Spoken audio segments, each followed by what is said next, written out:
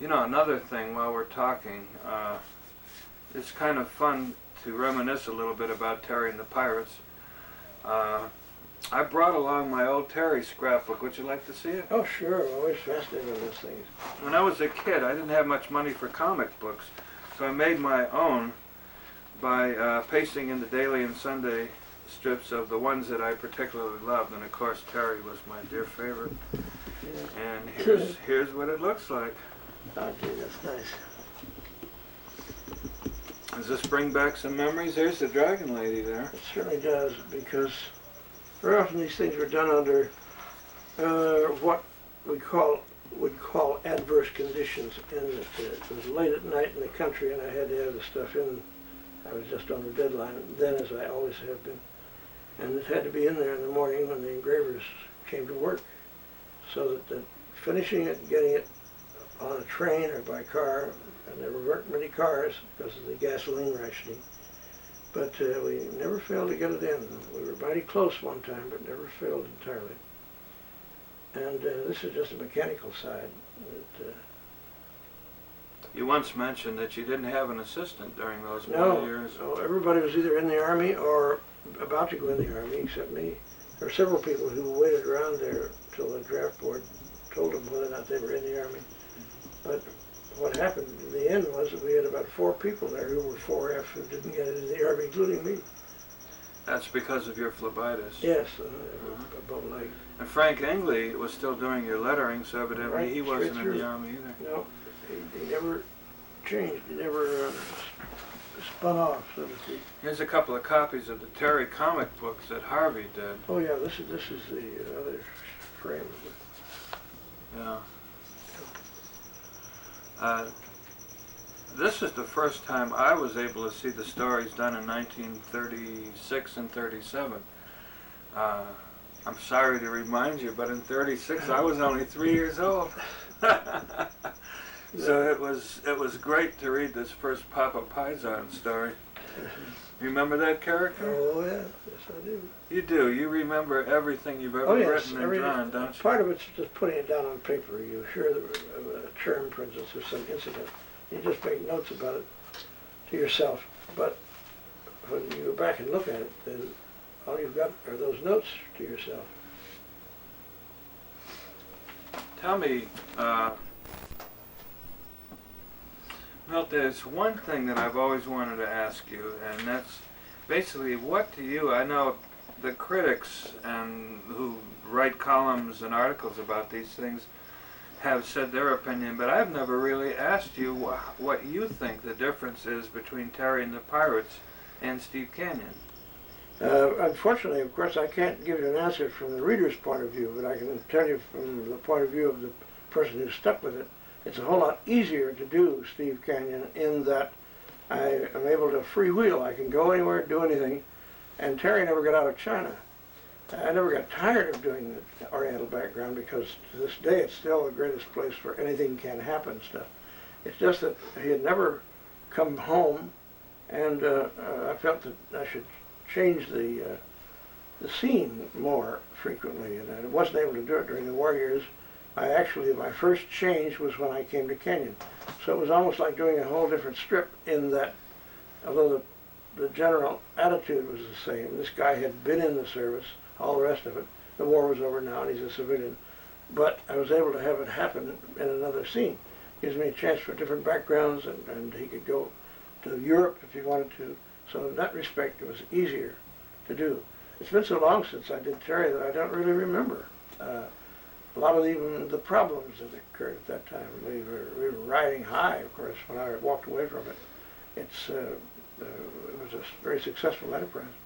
For the record, why did you walk away from Terry? Yes, the question most asked, of course, by almost everyone, and that is that I didn't own Terry.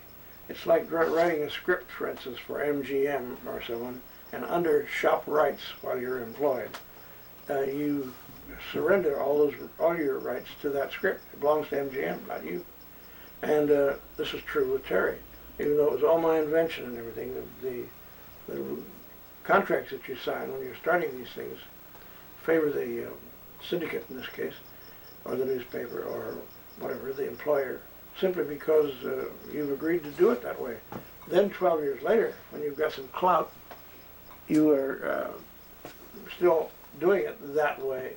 And until someone like Marshall Field comes along and offers you, as he did me, full editorial control, full ownership, there's no incentive to leave because you're a well-paid slave. Now Field was really being a pirate, wasn't he? He was trying to steal away all the top cartoonists from other syndicates to form his Sun Times. He had no people, and he couldn't buy any features because Hearst wouldn't sell him anything, and neither would Chicago Tribune or any of the other syndicates for that matter, because they were all committed to the Chicago Tribune or at that time the Hearst Examiner. I've often wondered if he approached Chester Gould or Harold Gray or any of these people. He approached. He did, really? Gould, who turned him down, and Gray turned him down, knowing at the same time that they were in the same boat I was. That Gray didn't own Orphan Annie, and Gould did not own Dick Tracy. Mm-hmm. Smiling Jack also was approached. Did they get a better shake money-wise from that, or what? I don't know. I don't know the details. I mean, they could have used it to get a better deal or not. Whether they did, I don't know. I never asked. I'd like to know, of course. But it's the kind of thing that's a little awkward to talk about unless it comes up through someone else. Was Patterson angry at you for leaving Terry? He never spoke to me again. Hmm. I went to his funeral at the invitation of his wife, who was my good friend, but he wouldn't have given me the back of his hand.